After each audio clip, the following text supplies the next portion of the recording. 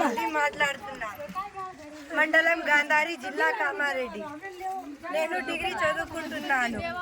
మేము ఈ పండుగ ఎందుకు చేసుకుంటామంటే 9 రోజులు చేన్లకు పోయి మట్టి తీసుకొచ్చి మేము అందరూ మట్టి తీసుకొచ్చి గోధుమలతో ఈ జ్వరాన్ని తయారు చేసుకుంటాం.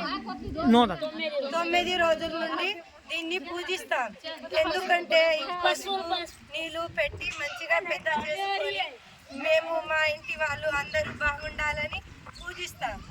తీజు పండుగని అందరూ ఆడపిల్లలు వచ్చి గ్రూప్ లాగా చేసుకొని ఇంటికి పోయి మా తీజు పండుగని అంగంగా వైభవంగా మేము అందరూ ఆడపిల్లలు మంచిగా ఆడుతూ పాడుతూ మా తీజు పండుగని జరుపుకుంటాం.